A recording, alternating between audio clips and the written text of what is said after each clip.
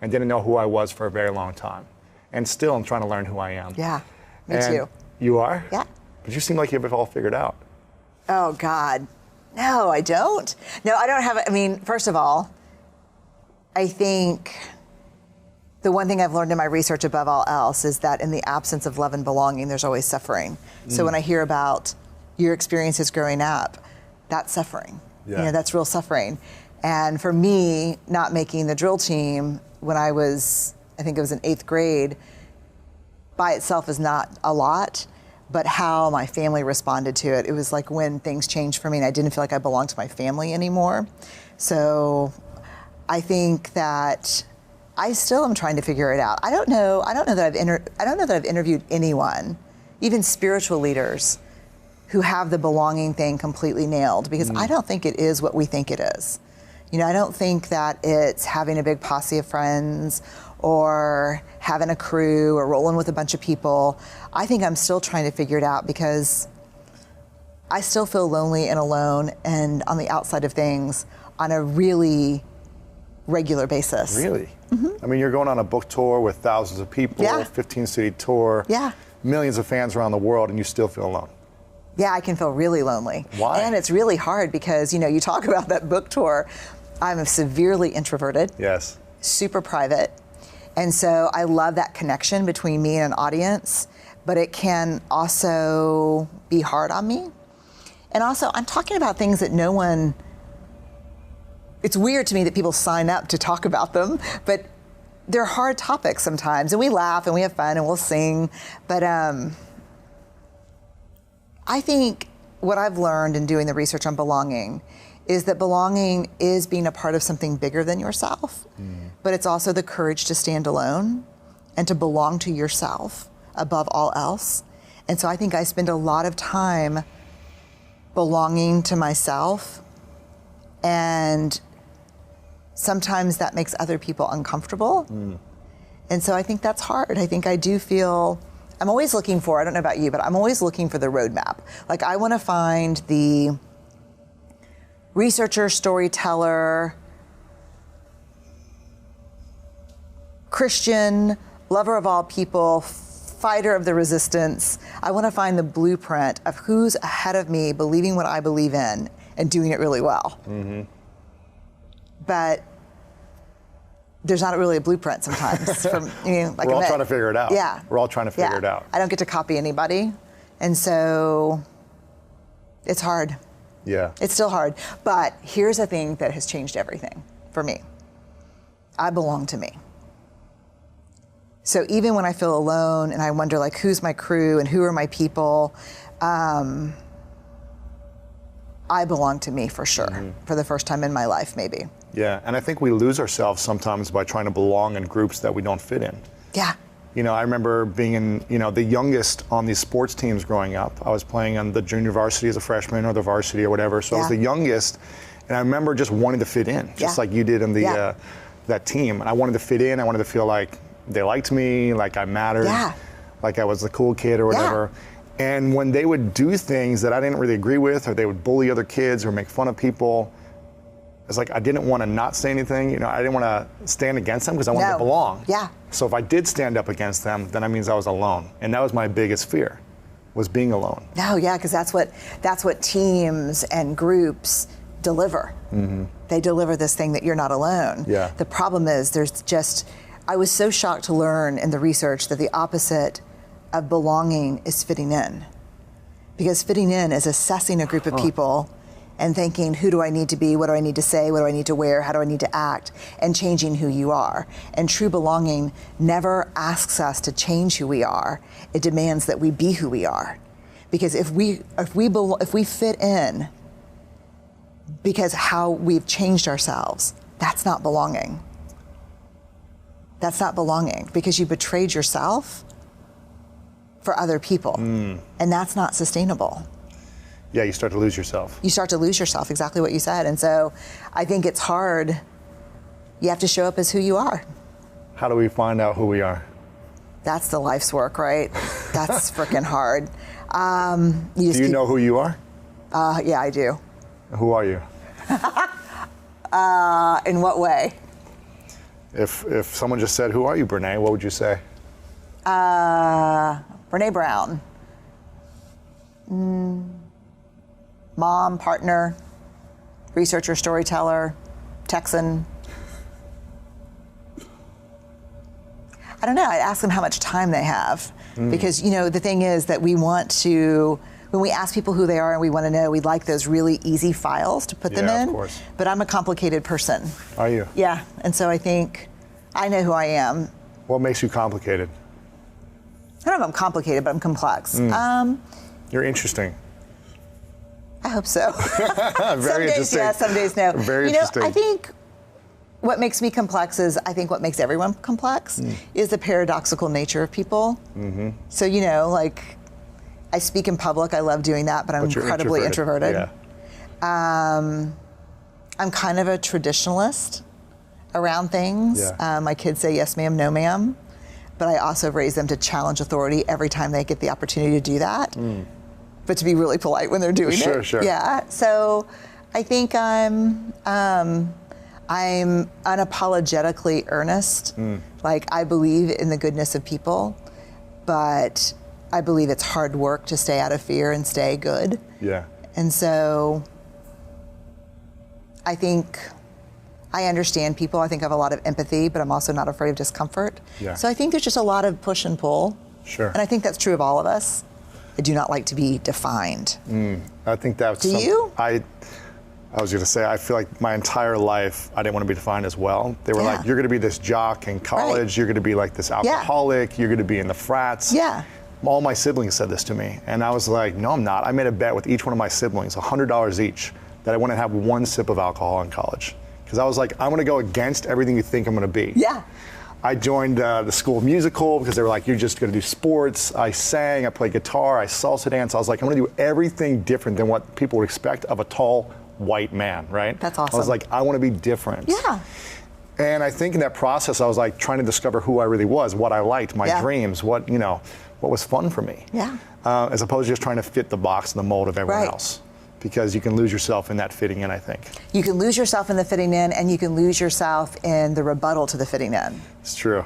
Trying to go against it all too, yeah. Yeah, it's really hard. I mean, it's this thing that, it's a quote that is, Braving the Wilderness is all about this, starts with this quote from Maya Angelou, that we're never free until we belong nowhere. We belong everywhere, which is nowhere, which is no place at all.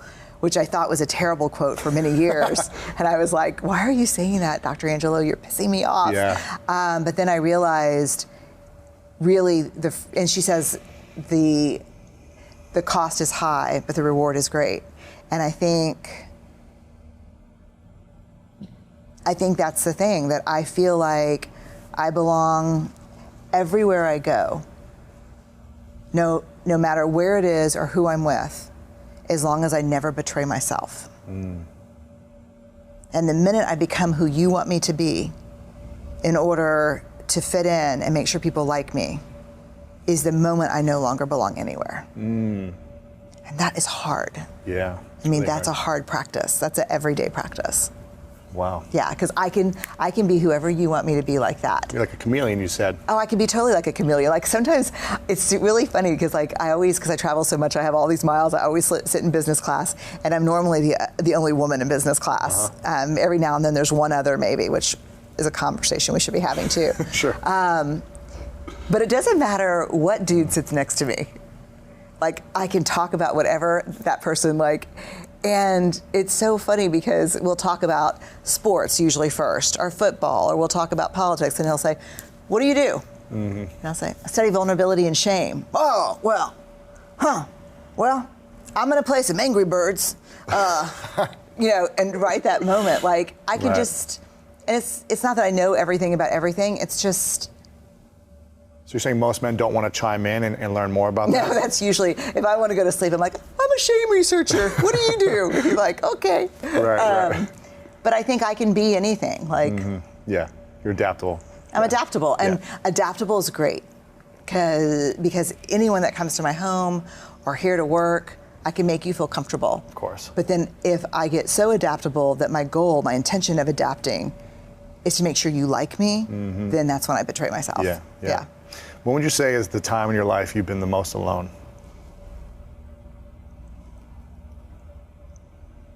High school. It's the whole journey. Yeah, it just sucked. It does suck. It does, and my daughter just graduated from high school, and she had this amazing experience. Just incredible experience, and it was so healing to watch. Oh, that's nice. Yeah, and I think it happened because I think she had the confidence to put herself out there, and student council president, and that kind. I think because we have a rule at our house that no matter what, you belong here. No matter how goofy, awkward, afraid, wrong, it doesn't matter. You belong here. And so I think when we give our kids a platform like that at home, it gives them the courage to take risks outside of home. Does that make sense? Because they feel safe coming back. No matter what happens, they always have a place to come home to. Yeah, and I grew up in a house where it was very chaotic. I'm the oldest of 4. And fitting in and being cool was the most important thing. So I think without that pressure, I probably would have never tried out for that drill team. But in my world growing up, you only did 2 things. You were a cheerleader or you were on the drill team, and preferably you married a running back or a quarterback. I mean, that was the way it went. And so for me, I probably would have been like president of the French club, or I would have been in debate or those kind of things. Newspaper. Oh, for sure. Yeah, photographer of the yearbook. Yeah. But those things did not have a lot of value. Really? No. Your parents didn't instill that as something credible or worthwhile? No, it's just cool was the number one value at home. Cool, lots of friends, popular. Yeah. And that just wasn't I wasn't that thing. I wasn't. And so what I did is I just started drinking, smoking weed, hanging out with, I found a place to be, cool. And, that just goes bad fast. Yeah. Yeah. Have you ever had a conversation with your parents about this? Oh, yeah, we've talked about all of it. You have? Yeah.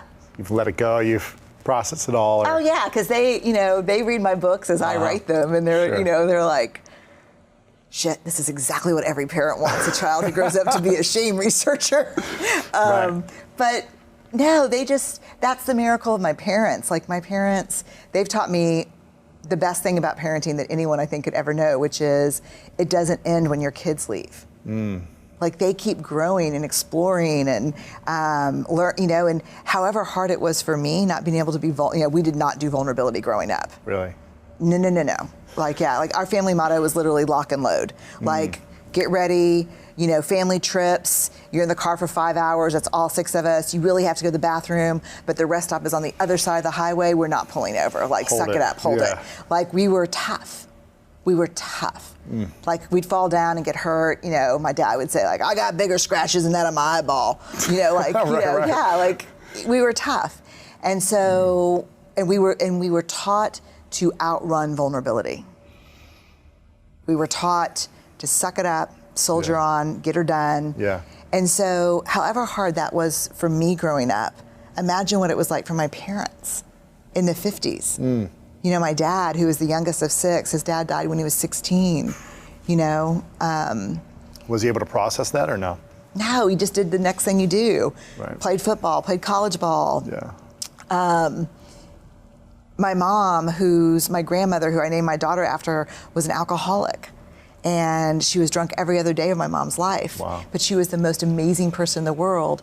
But everyone knew she was an alcoholic, so my mom wasn't allowed to have friends at her house growing up because it was the 50s and she was divorced. And so my mom became the head of the drill team and the valedictorian. And so however hard it was for me growing up, having to try to outrun vulnerability, it was a million times harder on my parents. Yeah. And they did what they knew how to do. And they loved us as much as they could love us with the tools they had. And so I think the hard part comes from people that I've interviewed my whole life where the parents don't grow and change. And they see anything a child trying to do differently as criticism of what they did, as opposed to my parents who lean in and say, tell me more about that. I have a funny story. We hear a funny story about my dad? Yeah, it's great. So we do a lot of choice theory with my daughter and my son. And so my husband's a pediatrician. Okay. So like we know a lot about child development from school. Right. And so when Ellen was little, we used to do this thing where we would say, you have two choices. Like, Lewis, you have two choices. You can either hand me the water, I'm going to have to take it from you. What is your choice? So that if you decide not to hand it to me and I have to take it, it's not my fault. That was your choice, yeah, right? Yeah. And so one night I was talking to Ellen, and we were at my dad's house in San Antonio, and I was like, Ellie, you need to turn off Dora the Explorer. It's time to go to bed. And she's like, mm-mm. And I said, Ellen, you have two choices. You can get up and turn off the TV, or I'm going to get it up and turn it off for you. And if I have to get up and turn off the TV, you're going to lose privileges to watch it tomorrow. And that's your choice. Yeah, that's your choice. So and I would hate that for you, but that will be your choice. And my dad was sitting in the recliner next to me, and he's like, damn, sis, what are you raising, a hostage negotiator? And I was like, Dad, and he's like, seriously, Brene? We had 4 of y'all. We didn't have time for that. Yeah. So the next day I come home, I'm visiting friends in San Antonio, and he's watching Ellen, and he's in the driveway. It's like 110 degrees in San Antonio, and he's sweating. He's like, Ellen, you have two choices.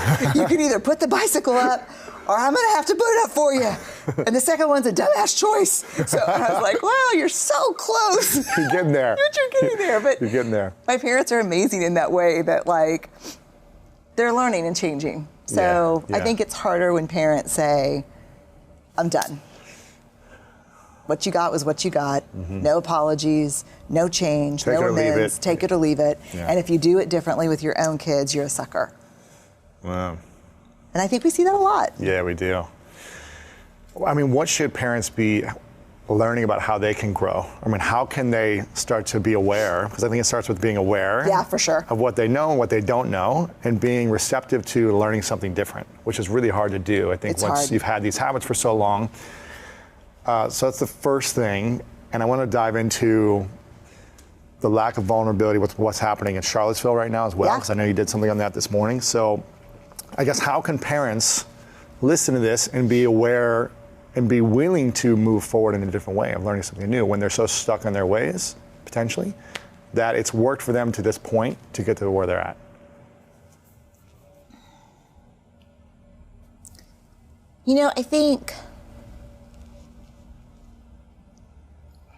I believe this with my whole heart. I believe that 99.9% of parents are truly waking up every day and doing the very best they can with what they have. Yeah. I don't think there are a lot of parents who wake up and maliciously try to screw up their kids or hurt their kids or belittle or shame their kids. I think we're doing the best we can with what we have. And so I think to let go of the idea that if I have done something that I could have done better or that I could learn from, that I have to just come down. People defend their parenting like they're defending their lives because it's such a shame minefield. Yeah. I mean, a great example is the work you're doing around men and vulnerability. Mm-hmm.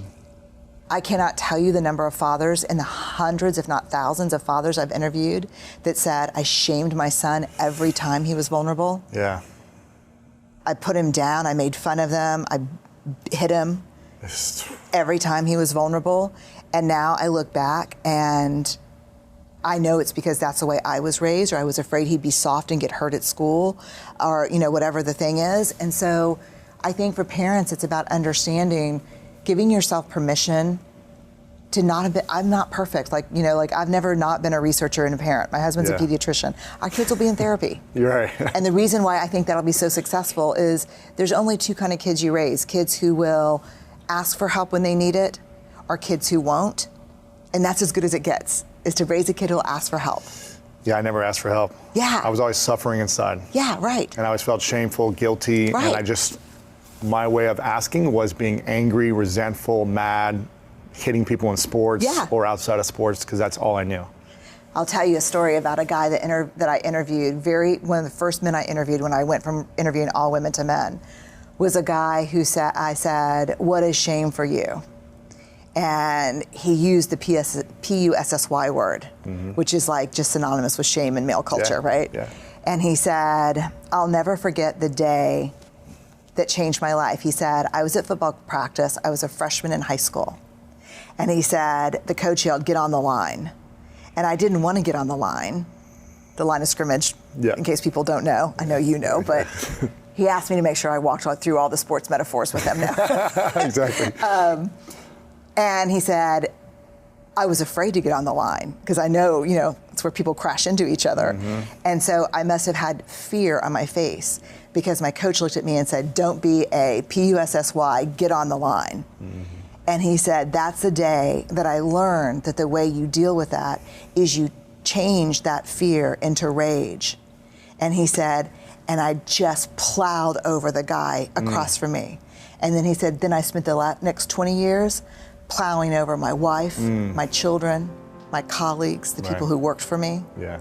He said, that's what I did with my fear. Yeah. Fitting in is assessing a group of people and thinking, who do I need to be? What do I need to say? What do I need to wear? How do I need to act? And changing who you are. And true belonging never asks us to change who we are. It demands that we be who we are.